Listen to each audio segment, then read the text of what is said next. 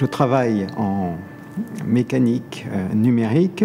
Il s'agit de trouver des méthodes pour simuler sur ordinateur des phénomènes des milieux continus.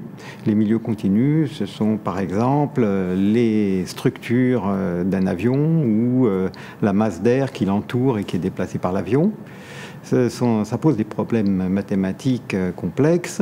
Il s'agit de mettre dans l'ordinateur le moins de calculs possible pour arriver à faire cette simulation. À cet effet, on assemble des équations discrètes qui sont reliées à des maillages. Le maillage, c'est une manière de couper en petits morceaux chacun des milieux considérés.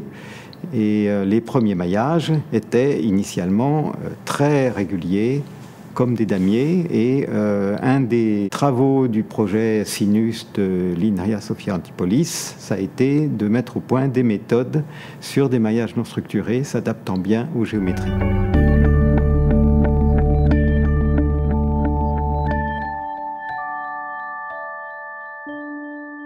Dans les années 80, c'est une discipline qui était encore un petit peu balbutiante. On l'appelait la théorie. Ça voulait dire que les calculs qu'on faisait étaient tellement simplifiés qu'ils avaient peu de rapport avec la réalité. Et d'ailleurs, les industriels n'avaient pas une entière confiance dans ces techniques. Depuis les années 80, nous avons eu l'essor des supercalculateurs et une augmentation des chercheurs dans le domaine. Et on peut dire que 30 ans après, on est capable de bien résoudre la plupart des problèmes d'ingénierie, que les avions sont dessinés sur des plateformes virtuelles, quasiment jusqu'au décollage du premier avion.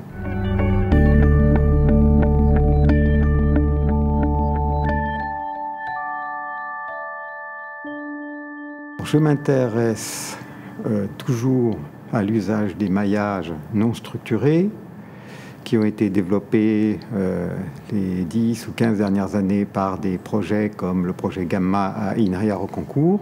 Je suis associé avec Gamma et avec une start-up qui s'appelle Lemma pour développer les méthodes d'adaptation de maillage aux problèmes multi-échelles.